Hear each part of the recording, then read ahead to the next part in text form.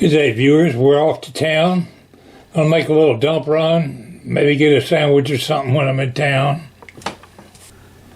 I thought I'd take advantage of this opportunity to tell a little story.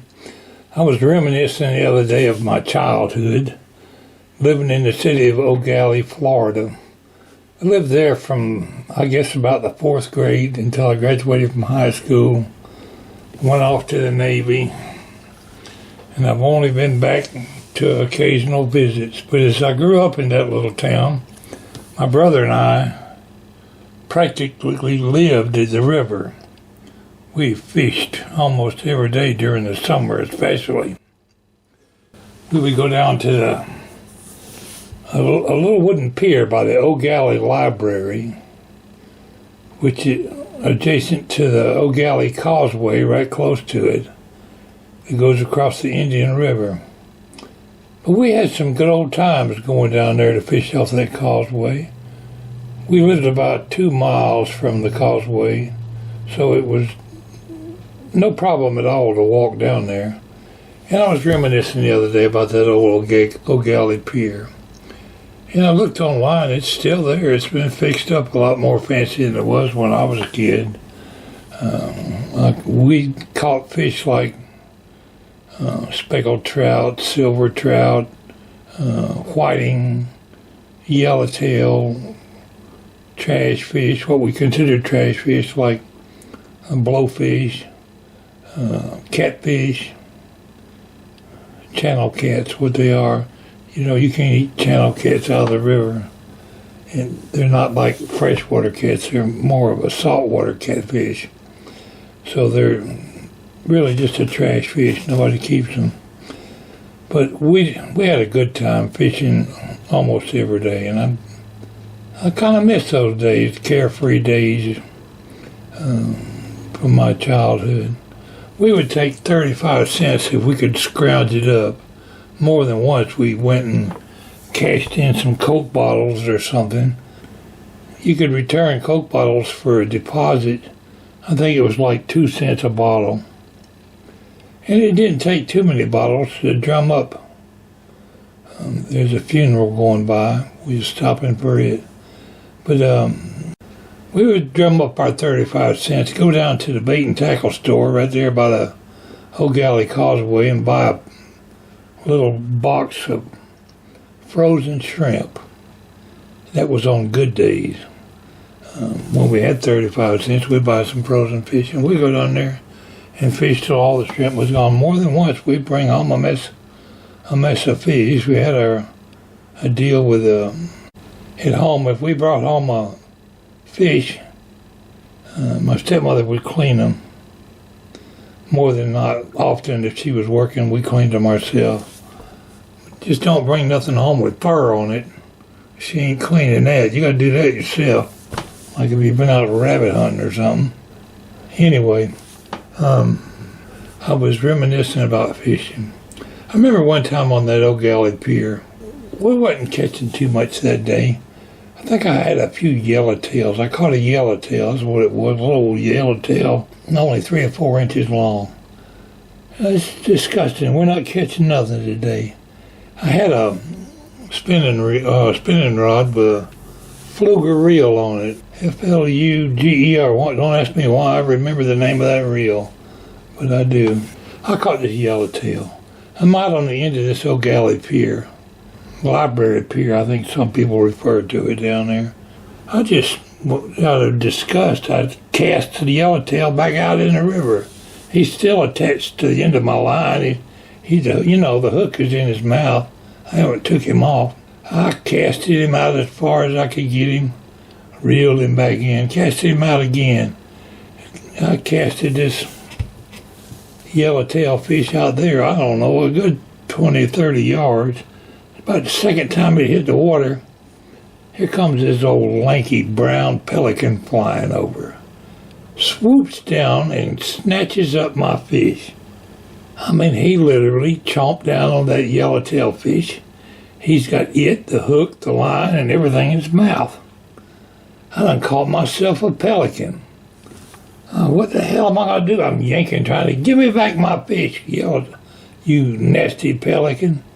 I pulled and pulled, and pretty soon I'm reeling him in. I reeled that pelican right up to the dock, to the pier, I mean. Pulled him up on the pier, and he refused to let go of that fish. It was kind of comical. People were gathering around to see what was going to happen. And it took me 10 minutes to get my fish back. Once I got the hook out of it, then I threw it back out there and let him eat it. He was definitely hungry and wanted that fish. I don't know why I thought I'd share that little story with you. There were times when we did catch some nice speckled trout, drum, sheephead. I could name a whole bunch of fish we used to catch there. On days when we didn't have any bait, we would go out by the river and catch fiddler crabs. You can always catch fish with fiddler crabs, usually like a shell cracker type fish like sheephead or drums. They'll bite a fiddler crab. You gotta be careful though, them fiddler crabs will bite you. I got a ton of old fishing stories I could probably share with you. That's just one little tale I was going to share with you today of the time I caught a pelican. I've had my incidences with birds. Might as well conclude this story with another similar story.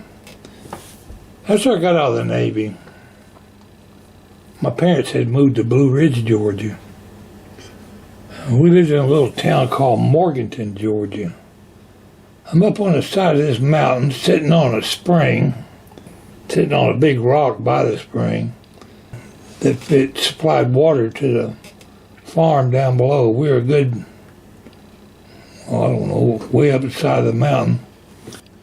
I got this 12-gauge shotgun sitting across my lap. I sat down there and just wait. Pretty soon, it's so quiet out and peaceful out there in the woods, I start falling asleep. About the time I'm almost closing my eyes to go to sleep, this owl swoops down out of a tree, and I was sitting so still that I guess he didn't know I was there. Something caught his attention. I don't know if he was going to catch a mouse or swoop down and catch some little furry critter on the ground. But he was coming straight at me. And I'm sitting there like a statue. And just out of reaction, I raised up that 12-gauge shotgun and pulled the trigger. Because this all happened fast. I mean, you didn't have time to think, oh, that's an owl, don't shoot him. All I knew was this big monster bird with claws was coming right at me. And by the time I pulled the trigger, he was 2 or 3 feet out from the end of the shotgun. He realized he had made a mistake, and I realized I had made a mistake, but I done pulled the trigger. All you saw was a flurry of feathers going everywhere, pieces of bird going one way or another.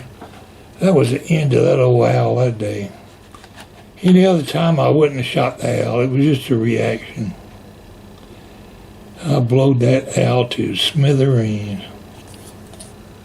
Got on back to the house that day, and I had killed a couple of rabbits. I skinned these rabbits and put them on a plate in the refrigerator. Well, I hadn't been married too long. My wife was there, and she was out with my stepmother. And they came in, and I don't know if my wife was getting a drink or what she was getting. She looked in the refrigerator and saw them rabbit carcasses in there on a plate. What is that? Being a city girl, she didn't know. My stepmother knew right away I'd been hunting. She said, that's going to be supper. We had fried rabbit that night. And contrary Mary refused to eat any of that rabbit. But I enjoyed eating fried rabbit. In fact, it's been a long time since I had one. I don't know if I'd eat one now or not, but back in them days, I sure did eat my share of rabbits. We did a lot of hunting. I used to love to go grouse hunting. That's some good hunting there. You ever been grouse hunting in the mountains? Get a good bird dog, he'll round them up for you. Man across the road had a big grouse, had an old hound dog that was a grouse dog.